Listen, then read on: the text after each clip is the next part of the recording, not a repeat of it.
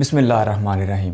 IMF نے پاکستانی معیشت پر ایک اور بم گرا دیا۔ جی ہاں، 140 مختلف محکموں میں انکم ٹیکس کی چھوٹ ختم کرنے کے لیے صدارتی آرڈیننس کو تیار کر لیا گیا، جس کی منظوری کابینہ نے گزشتہ اجلاس میں دی تھی۔ یہ پاکستانی معیشت کے لیے ایک بری خبر ہے، کیونکہ IMF کے دباؤ میں آ کر پاکستانی حکمران آئے دن کوئی نہ کوئی ٹیکسز لگائے جا رہے ہیں، کیونکہ IMF کی پالیسی کے مطابق پاکستان میں ٹیکس کا دائرہ کار بڑھایا جا رہا ہے اور آئے روز کوئی نہ کوئی نئے محکمے ٹیکس کی زد میں لائے جا رہے ہیں۔ اس میں کوئی شک نہیں کہ ٹیکس کے بغیر کوئی بھی معاشرہ نہیں چل سکتا، لیکن یہ ٹیکس قومی سلامتی اور قومی غیرت کو گروی رکھ کر ہرگز نہیں لگنے چاہیے، بلکہ ریاستی خود مختاری کا مکمل احترام کرتے ہوئے اپنے لوگوں پر خود ٹیکس لگانے چاہیے، نہ کہ اغیار کے کہنے پہ۔ لیکن پاکستان پر IMF کا اچھا خاصا قرضہ ہے، جس کی وجہ سے پاکستانی معیشت اور حکمرانوں بلکہ پوری پاکستان کی ریاست پر IMF کا اچھا خاصا دباؤ برقرار رہتا ہے۔ IMF کے کہنے پر حکومت پاکستان نے پچھلے کچھ عرصے میں بجلی پر اپنی سبسڈی ختم کرنے کا جو سلسلہ شروع کیا ہے، اس کی اگلی کڑیاں ہمیں اگلی 2 سمائیوں میں نظر آئیں گی، جب بجلی مزید 3 روپے فی یونٹ مہنگی کر دی جائے گی۔ جبکہ IMF پاکستانی معیشت پر بوجھ بننے والے پینشنرز کے بارے میں بھی حکومت کو کئی بار آگاہ کر چکا ہے کہ پاکستان کی معیشت اتنا بوجھ نہیں اٹھا سکتی کہ وہ پینشنرز کو اربوں روپے ماہانہ پینشن ادا کرے۔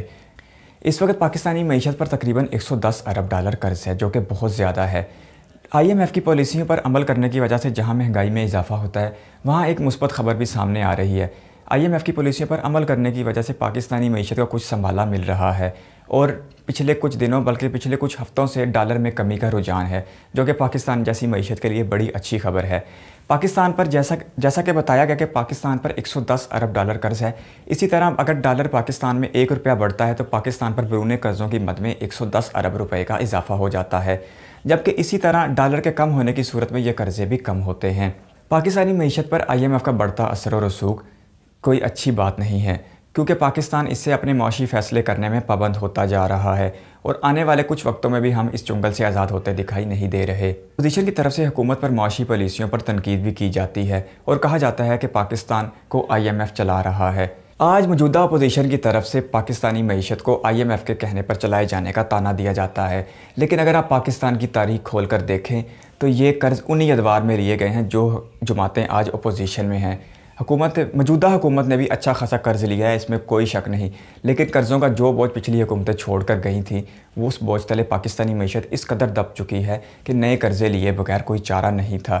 کبھی پیٹرولیم مصنوعات کی قیمتیں بڑھائی جاتی ہیں تو کبھی ضروریات اشیاء کی قیمتیں بڑھائی جاتی ہیں، اور یہ سب IMF کے کہنے پر ہو رہا ہے، کیونکہ پاکستان کی معیشت پر بیرون دنیا کا اچھا خاصا قرض ہے۔ یہ خبر معاشی میدان سے تھی، جبکہ سیاسی میدان کی خبر اس سے زیادہ دلچسپ ہے۔ فضل الرحمان نے پریس کانفرنس کرتے ہوئے PDM میں شامل تمام سیاسی اتحادی جماعتوں کو ایک طعنہ دیا ہے۔ فضل الرحمان کا کہنا ہے کہ سیاست کے راستے میں کبھی جیل آتی ہے اور کبھی اقتدار، ایسا نہیں ہو سکتا کہ آپ ہر وقت اقتدار میں رہیں۔ فضل الرحمان نے یہ بات نواز شریف کی پاکستان نہ آنے کی صورت میں کہی ہے۔ گزشتہ کچھ دنوں سے آصف علی زرداری کا وہ بیان گردش کر رہا ہے جو PDM کے نہ صرف ٹوٹنے کی وجہ بنا ہے، بلکہ اس بیان نے PDM کو غیر فعال کر کے رکھ دیا ہے۔ اب PDM بیانات اور میڈیا کی حد تک تو ضرور زندہ ہے، لیکن عملی طور پر PDM میں وہ دمخم نہیں رہا۔ آصف علی زرداری نے پچھلے اجلاس سے قبل یہ کہا تھا کہ نواز شریف صاحب، اگر آپ پاکستان میں حقیقی معنوں میں جمہوریت اور جمہوری اداروں کی مضبوطی کے لیے کام کرنا چاہتے ہیں تو آپ کو لندن کی پرسکون فضائیں چھوڑ کر پاکستان آنا ہوگا اور ہماری طرح جیل کاٹنا ہوگی جس طرح ہم نے 14 سال جیل کاٹی۔ اب فضل الرحمان نے زرداری صاحب سے ملتی جلتی بات ریپیٹ کی ہے، اور فضل الرحمان کا بھی یہی کہنا ہے کہ آپ پاکستان آئیں اور مل کر جیل کاٹیں تاکہ پاکستان میں جمہوری اداروں کی مضبوطی کے لیے کام کیا جا سکے۔ لیکن ہر دل عزیز مولانا فضل الرحمان صاحب، پاکستانی سیاستدانوں میں کوئی ایک بھی نیلسن منڈیلا نہیں جو صرف 27 یا 28 برس صرف اس لیے جیل کاٹے کہ اس کے لوگوں کو بھی برابر کے حقوق دیے جائیں۔ پاکستانی سیاستدانوں کی اگر تاریخ اٹھا کر دیکھی جائے تو ان کا جیل میں جانا اپنے ہی کسی غلط کام کی وجہ سے ممکن ہوا ہوگا۔ کسی بھی سیاستدان نے صرف آئین پاکستان کی بالادستی یا جمہوریت کی بھلائی کے لیے لمبی جیل نہیں کاٹی۔ اگر آج پاکستان میں کسی طرح نئے انتخابات کا اعلان کر دیا جاتا ہے اور موجودہ حکومت کو گھر بھیج بھی دیا جاتا ہے تو یہی PDM اتحاد 1 منٹ سے پہلے ٹوٹ جائے گا اور نون لیگ، پیپلز پارٹی اور فضل الرحمان آپس میں ایک دوسرے کے خلاف الیکشن لڑیں گے۔ اس کی تازہ ترین مثال گلگت بلتستان میں ہوا الیکشن تھا، جب تینوں جماعتوں نے الگ الگ الیکشن لڑ کر اپنی اپنی قسمت آزمانے کا فیصلہ کیا۔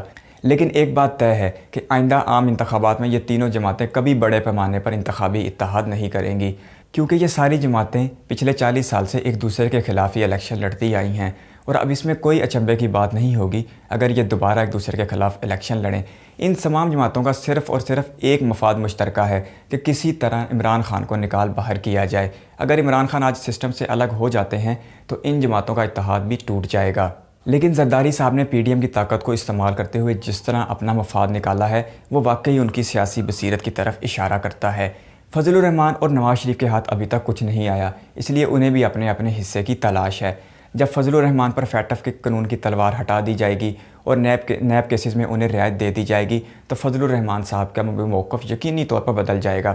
بالکل اسی طرح اگر مریم نواز صاحبہ پر جاری نیب کے مقدمات ختم کر دیے جائیں گے تو نواز شریف کے موقف میں بھی اچھی خاصی نرمی آ جائے گی اور انہیں پاکستان میں سیاست کرنے کا بھرپور موقع میسر آئے گا۔ پھر یہی جمہوریت، یہی ادارے اور یہی اسمبلیاں انہیں اچھی لگیں گی۔ ویڈیو دیکھنے کے لیے آپ کے قیمتی